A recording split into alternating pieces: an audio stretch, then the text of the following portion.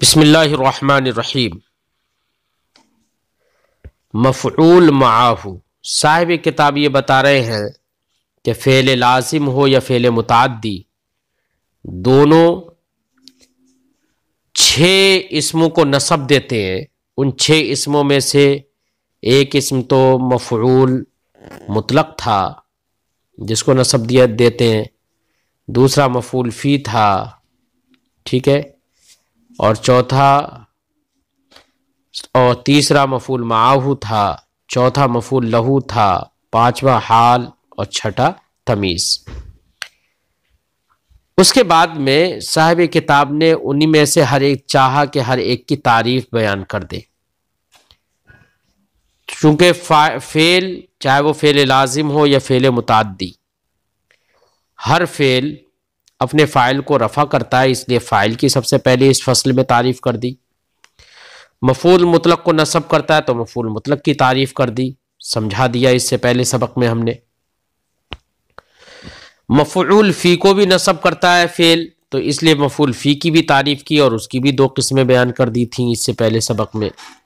آج کے سبق میں مفعول معاہ کا بیان ہے کہ مفعول معاہ کسے کہتے ہیں، مفعول معاہ کی تعریف کیا ہے، اور مفعول معاہ کو فعل نصب کرتا ہے، چاہے وہ فعل لازم ہو یا فعل متعدی، مفعول معاہ کو نصب ہی دے گا۔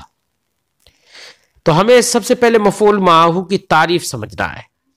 تو تعریف سمجھنے کے لیے بہت ذہن سے قریب کرنے کے لیے ایک بات یہ سمجھ لو، جب مفعول کے ساتھ لفظ معاہ لگاتے ہیں تو اس کا مطلب یہ ہوا کہ وہ مفعول جو معاہ کے ذریعے سے بنے، اسی کو مفعول معاہ کہیں گے نا۔ اسی لیے اب یہ بات جب ذہن میں آ گئی لفظ معاہ کے ساتھ ہوگا تو اس کا مطلب یہ ہوا کہ مفعول معاہ وہ اسم ہوگا جو اسم ایسے واو کے بعد ہو جو واو معاہ کے معنی میں ہوتا ہے۔ اگر کسی فعل کے بعد کوئی اسم ایسا آ رہا ہے جس اسم سے پہلے حرف ہے، حرف واو ہے، اور وہ واو معاہ کے معنی میں ہے، تو ایسا اسم مفعول معاہ کہلاتا ہے۔ مثال دوں میں آپ کو، میں نے کہا جاء البرد، ٹھنڈک آ گئی، کیا آ گئی؟ ٹھنڈک آ گئی۔ اب اس کے ساتھ میں ہم نے جوڑ دیا والجباتی، کیا؟ والجباتی۔ تو الجباتی دیکھو ہم نے پڑھا، اس پہ نصب پڑھا کیونکہ جمع مؤنث سالم ہے الجبات، اور جمع مؤنث سالم کا آپ نے اعراب پڑھا ہے حالت نصبی میں زیر کے ساتھ یعنی کسرے کے ساتھ، ٹھیک ہے؟ اس لیے والجبات حالت نصبی میں ہے، منصوب ہے یہ، اس لیے ہم نے کیا پڑھا؟ والجباتی کسرہ، جمع مؤنث سالم کا اعراب۔ آپ کے ذہن میں یہ آ سکتا ہے کہ واو یہاں پر عاطفہ ہے، تو البردو فاعل ہے، وہ مرفوع ہے، تو الجباتوں کا اسی پر عطف کر دیا جائے تو یہ بھی فاعل بن جائے گا، یہ بھی مرفوع ہو جائے گا، الجباتوں پڑھنا چاہیے۔ تو ہم کہیں گے کہ اگر الجباتوں رفع پڑھ دیا تب تو یہ فاعل بن جائے گا، لیکن جب اس کو ہم نصب پڑھ رہے ہیں، واو کے بعد آنے کے بعد بھی اس کو ہم نصب پڑھ رہے ہیں یعنی الجباتی،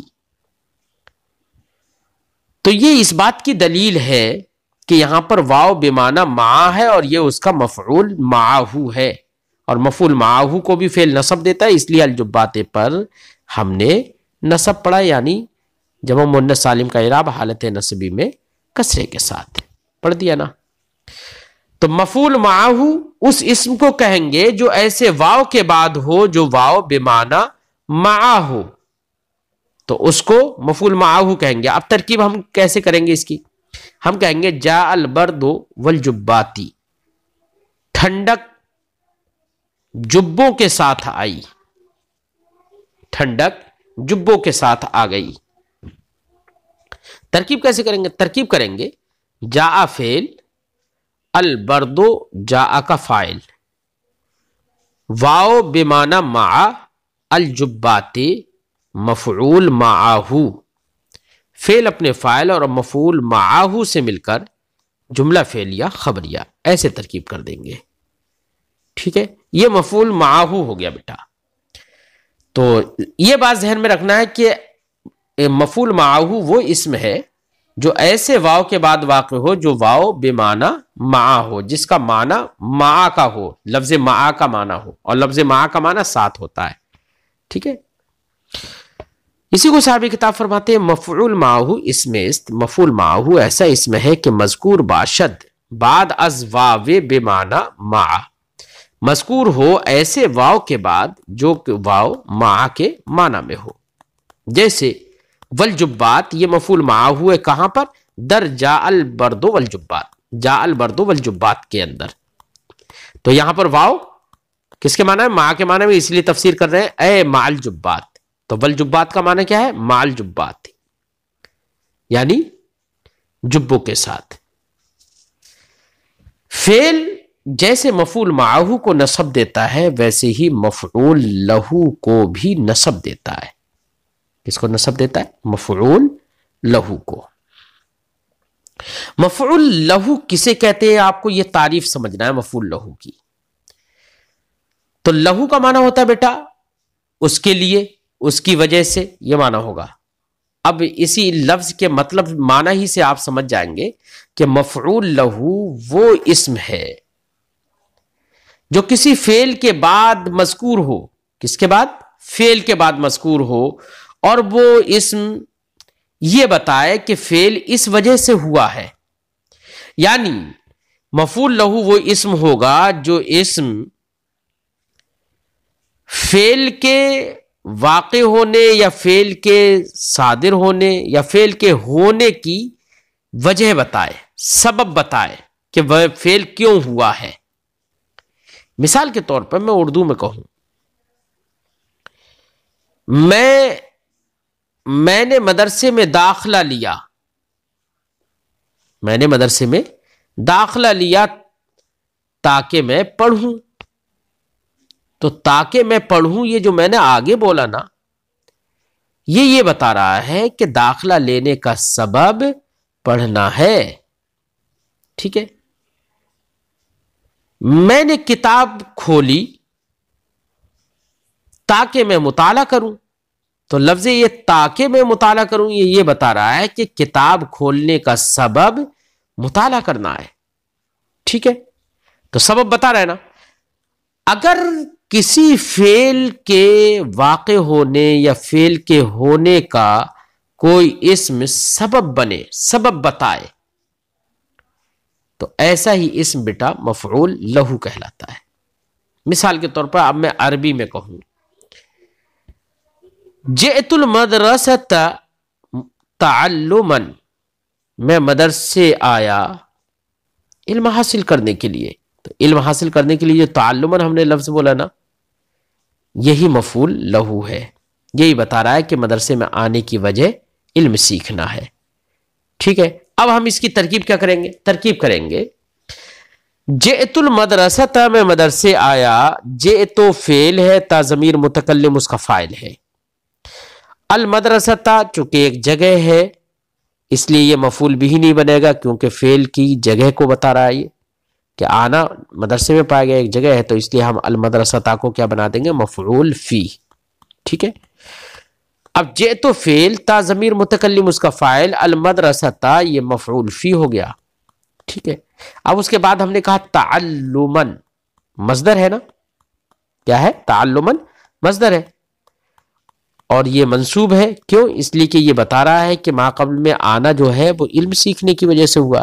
تو تعلمن کا معنی علم سیکھنے کے لیے، تو تعلمن کو ہم مفعول لہو بنائیں گے ترکیب میں، اور کہیں گے جئت فعل، تا ضمیر متکلم اس کا فاعل، المدرسۃ مفعول فی، تعلمن مفعول لہو. فعل اپنے فاعل، مفعول فی اور مفعول لہو سے مل کر جملہ فعلیہ خبریہ، خبر دی جا رہی ہے نا، تو اس لیے جملہ فعلیہ خبریہ.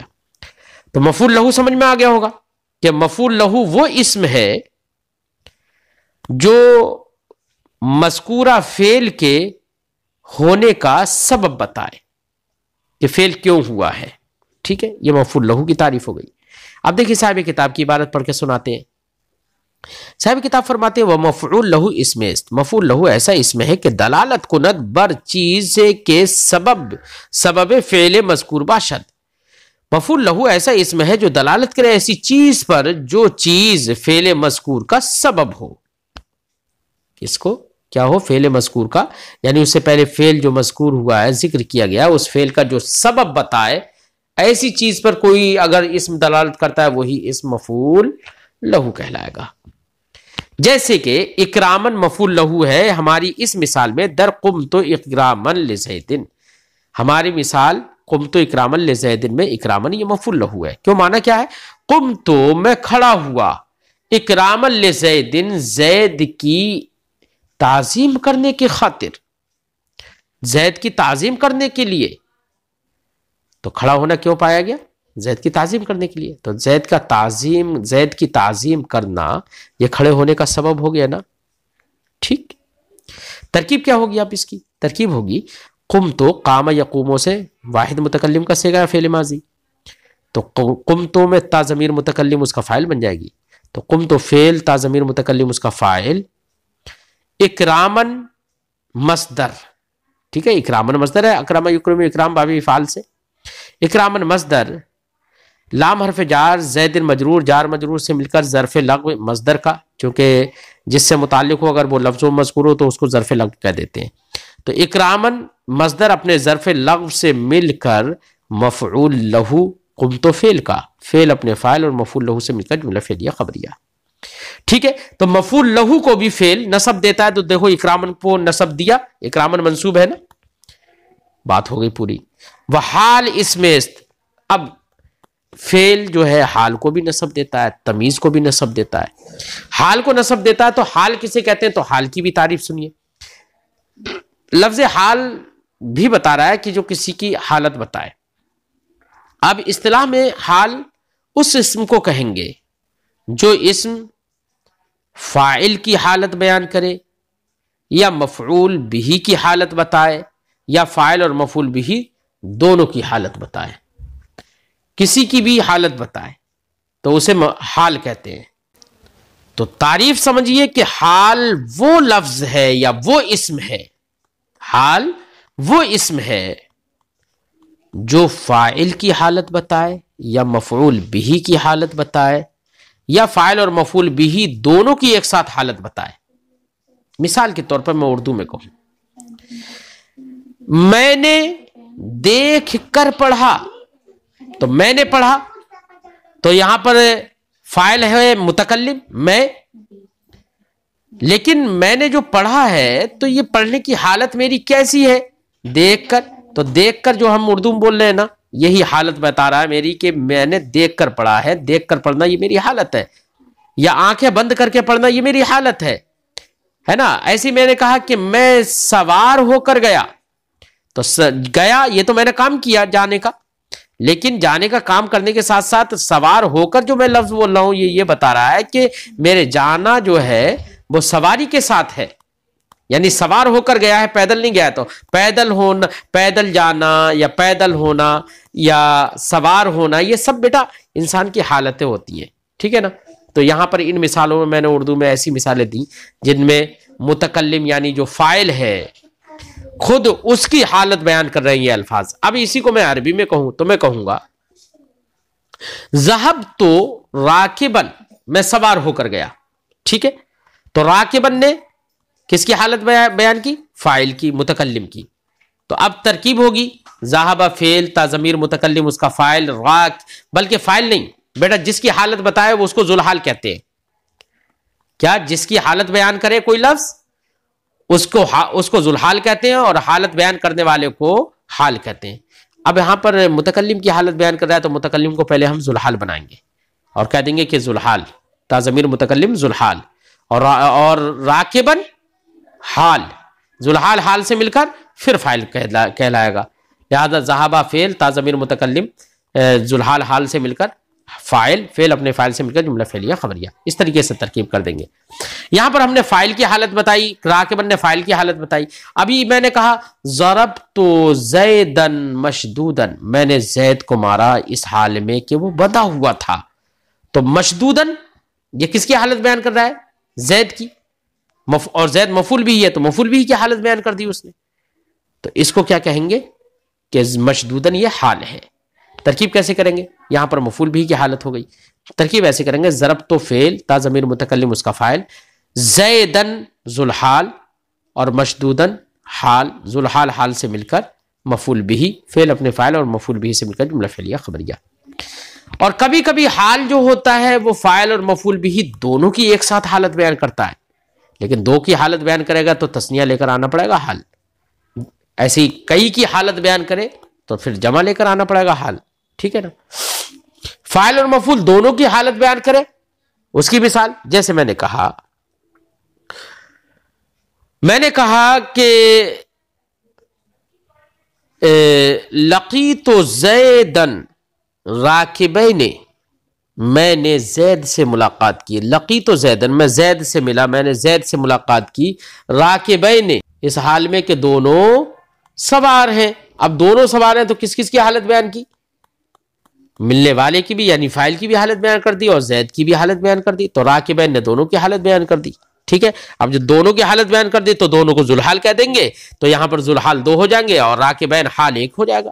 ٹھیک، ترکیب کیسے کریں گے؟ ترکیب کریں گے لقیت فعل تا ضمیر متکلم ذوالحال اور زیدن مفعول بھی وہ بھی ذوالحال، راکبین دونوں سے حال، ذوالحال تو زیدن ذوالحال اپنے حال سے مل کر مفعول بھی اور تا ضمیر متکلم ذوالحال اپنے حال سے مل کر فاعل، فعل اپنے فاعل اور مفعول بھی سے مل کر جملہ فعلیہ خبریہ. ایسے ترکیب کر دیں گے.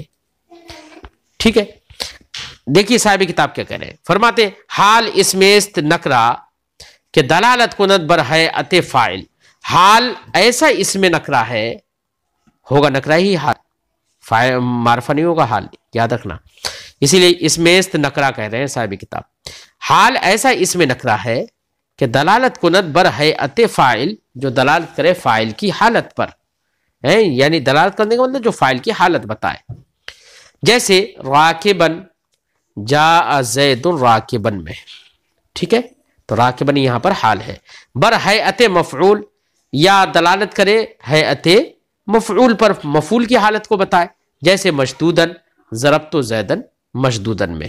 ٹھیک ہے، ترکیب ہم بتا چکے ہیں. یا بر ہیئت ہر دو یا دونوں کی حالت پر دلالت کرے، یعنی فاعل کی بھی حالت پر دلالت کرے اور مفعول بھی کی بھی حالت بتائے. جیسے راکبین در لقیت زیدن راکبین، لقیت زیدن راکبین میں جو راکبین ہے یہ حال ہے دونوں سے. ٹھیک ہے، وہ فاعل و مفعول را ذوالحال گویند، اور فاعل اور مفعول جن کی حالت بیان کرتا ہے یہ، اس فاعل اور مفعول کو ذوالحال کہتے ہیں. وَآ غالباً معرفہ باشد، اور ذوالحال زیادہ تر کیا ہوتا ہے بیٹا؟ معرفہ ہوتا ہے، اور حال نکرہ ہوتا ہے، یاد رکھنا. لیکن اگر کہیں پر ذوالحال بیٹا نکرہ ہو، اور حال تو نکرہ ہوتا ہی ہے، تو دونوں نکرہ ہو جائیں گے. تو ذوالحال اور حال اگر دونوں نکرہ ہو گئے تو بیٹا اگر حال کو ہم بعد میں لائیں گے نا تو یہ بھی وہاں پر شک اور شبہ پیدا ہو جائے گا، اندیشہ ہو جائے گا کہ شاید یہ حال نہیں ہے، یہ صفت ہے. ٹھیک ہے نا؟ تو صفت سے حالت نسبی میں صفت سے التباس ہو جائے گا، کیونکہ حال بھی نکرہ ہوگا اور ذوالحال بھی نکرہ ہوگا، تو نکرہ ہونے میں دونوں مطابقت ہو جائے گی. اور حالت نسبی میں دونوں میں نسب میں بھی مطابقت ہو جائے گی. تو کوئی آدمی یہ بھی سمجھ سکتا ہے کہ یہ حال نہیں ہے، صفت ہے. اس لیے نحویوں نے یہ کہہ دیا کہ اگر ذوالحال نکرہ ہو تو ایسی صورت میں حال کو ذوالحال پر مقدم کر دیں گے، تاکہ آدمی سمجھ لے کہ یہ حال ہے اور صفت نہیں ہے، کیونکہ صفت کبھی اپنے موصوف پر مقدم نہیں ہوتی ہے. ٹھیک ہے، اب ایسی صورت میں اس کو مقدم کر دیں گے. وہی صاحب کتاب فرماتے وَآ غالباً معرفہ باشد، ذوالحال زیادہ تر معرفہ ہوتا ہے. وہ اگر نکرہ باشد، اگر ذوالحال نکرہ ہو، حال را مقدم دارند، تو حال کو مقدم رکھیں گے، یعنی حال کو ذوالحال سے مقدم کر دیں گے. جیسے جاءنی راکبن رجل، ہے نا، جاءنی راکبن رجل، تو دیکھو رجل نکرہ ہے نا، ذوالحال نکرہ ہو گیا، اور راکبن حال ہے، تو اس لیے حال کو دیکھو مقدم کر کے دکھا دیا. معنی ہوگا میرے پاس ایک آدمی سوار ہو کر آیا، یہ معنی ہوگا. ترکیب کیسے کریں گے؟ ترکیب کریں گے جاء فعل نون وقایا یا مفعول بھی، ہے نا، اور رجل یہ جاء کا فاعل بنے گا، لیکن پہلے ذوالحال بنا دیں گے اور راکبن کو حال بنائیں گے، ذوالحال حال سے مل کر فاعل جاء کا، اور جاء فعل اپنے فاعل اور مفعول بھی سے مل کر جملہ فعلیہ خبریہ۔ یہاں پر بیٹا التباس نہیں ہے کیونکہ رجل فاعل ہے، لیکن التباس حالت نسبی میں ہوتا ہے۔ مثلا میں نے کہا رأیت رجلا راکبا، میں نے ایک آدمی کو دیکھا اس حال میں کہ وہ سوار ہے۔ اب رجلن بھی نکرہ ہے، حالت نسبی میں ہے، اور راکبن وہ بھی حال ہے اور حالت نسبی میں۔ اب کوئی آدمی یہ سمجھ سکتا ہے رجلن راکبن، رجلن موصوف ہے، راکبن صفت ہے، یہ سمجھ سکتا ہے التباس صفت سے ہو جائے گا۔ اب یہاں پر کیا کرنا ہے، ہمیں حال کو مقدم کر دیں گے تاکہ التباس صفت سے نہ ہو، کیونکہ صفت کبھی موصوف پر مقدم نہیں ہوتی ہے، اور ہم کہیں گے رأیت راکبا رجلا، میں نے ایک آدمی کو دیکھا اس حال میں کہ وہ سوار ہے، ٹھیک ہے۔ تو اب یہاں پر راکبا حال کو ہم نے مقدم کر دیا، ٹھیک ہے۔ اب اس کو اس صفت ہونے کا جو التباس ہو رہا تھا وہ ختم ہو جائے گا حالت نسبی میں۔